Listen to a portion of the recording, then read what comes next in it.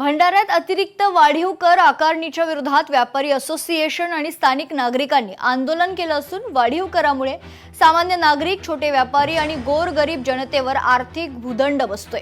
तर या करामुळे शहरातील जनतेचे कंबरड मोडलं असून सामान्य जनतेवर अन्याय होतोय।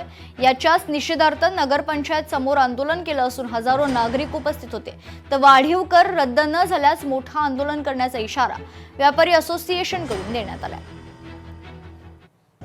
जे लाखनीला टॅक्स वसुलीची जी मोहीम सुरू आहे ते टॅक्स एक जास्त पद्धतीनं लावण्यात आलेलं आहे आणि वृक्षकर, रोजगार हमी कर आणि शिक्षण कर हे तिन्ही कर आपल्याला महाराष्ट्र शासनाला द्यायचे आहेत, ज्याची आपल्या लाखनीवासियांना काही उपयोग होणार नाही।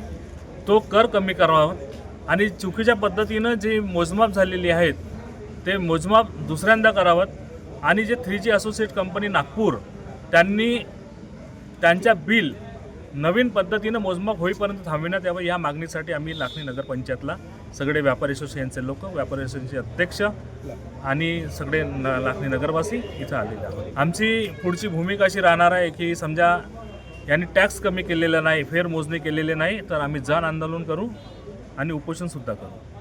लाखनी नगरपंचायतमध्ये जी काही कर आकारणी करण्यात आलेली आहे ती वाजवी आहे आणि करण्यात आलेली कर आकारणी जी आहे ती शासकीय नियमानुसार करण्यात आलेली आहे। ॲक्च्युली जे टॅक्स असेसमेंट होते ते दर 4 वर्षांनी व्हायला पाहिजे। नगरपंचायतची स्थापना 2015ला झालेली आहे आणि 2015 पासून आपला 2026 चालू आहे। तर आजपर्यंत अद्यापपर्यंत टॅक्स असेसमेंट नगरपंचायत लाखनीचं झालेलं नसल्यामुळे तो जो बहार दिसतंय ती त्यामुळे आहे। जर दर 4 वर्षांनी जर टॅक्स असेसमेंट झालं असतं तर ही एका वेळेची वाढ दिसते ती झाली नसती। लोकशाही मराठी ऐका, पहा, जागरूक रहा।